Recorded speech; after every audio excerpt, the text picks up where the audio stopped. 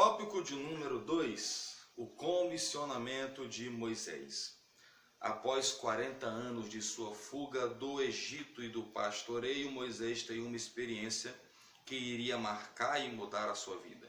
O anjo do Senhor aparece no meio de uma chama de fogo, aonde a sarça ardia, diz o comentarista, e também o texto sagrado, mas não era consumida pelo fogo.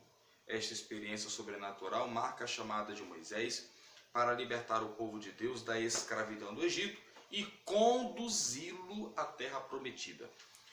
Procure incutir na mente dos seus alunos o seguinte detalhe. Nós sabemos que o nome Moisés significa tirado das águas. O nome Moisés, ele vem de uma raiz que, traduzindo, quer dizer puxar. Se você analisar o ministério de Moisés, o quanto que ele sofreu com aquela geração desgostosa, foi exatamente o que ele fez. Tirar o povo do Egito era ainda um caso muito leve, mas o que ele fez foi puxar do Egito um povo que ainda estava com o Egito dentro do seu coração. O ministério de Moisés começa no deserto. Aonde termina o ministério de Moisés? Também no deserto. Moisés era tudo o que significava o seu nome: tirar, puxar. O seu ministério como legislador e como libertador do povo também era tudo o que significava o seu nome: puxar, tirar. Ele termina o seu ministério, mas ele não introduz o povo na terra, porque a sua missão era tirar o povo do Egito. Imagine o trabalho de uma liderança, imagine uma grande comissão, um grande comissionamento dado por um líder que enfrenta um grande desafio de puxar do Egito um povo que o Egito nunca foi puxado ou arrancado do seu coração. Deus concede a Moisés uma tarefa desafiadora. Procure fazer seus alunos entenderem que o chamado à obra de Deus é um grande desafio. Envolve renúncias, envolve percas, envolve lágrimas e muitas vezes decepções. A conquista de uns gera inveja em outros. O alto preço do ministério, que infelizmente só é visto pelo seu privilégio, gera em outros descontentamento. Mas a suma de tudo isso é que toda chamada para uma grande missão, ela vai apresentar seus grandes desafios. Há pessoas que sofrem à frente de uma grande responsabilidade por 5, 10, 15 anos. O que dizer de Moisés, que durante 40 anos sentiu na pele conduzir uma geração obstinada, de um coração duro. Mas isso reflete os desafios encontrados na obra de Deus. Deus chama Moisés. Na passagem de Êxodo 3:10, Deus diz: "Vem agora e eu te enviarei a Faraó para que tire o meu povo, os filhos de Israel, no Egito." Interessante que a palavra "vem", no original, ela descreve um vocativo com uma função imperativa. Deus está dando a Moisés uma ordem. Deus não apresenta a Moisés uma opção para uma tarefa.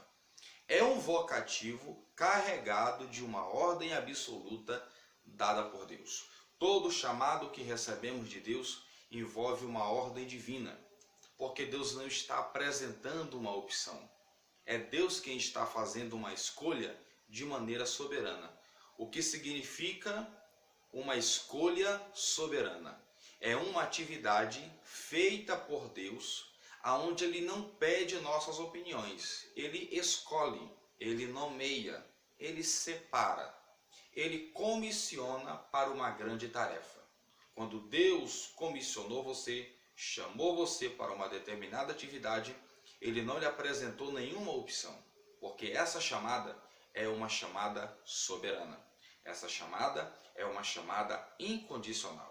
Nós iremos ver no capítulo 3 do livro do Êxodo, Moisés apresentando várias justificativas, ele se excusando de todas as maneiras e Deus, como diz o ditado, quebrando na emenda, provando que suas razões não estavam acima de uma eleição feita por Deus. Essa eleição, ela é soberana.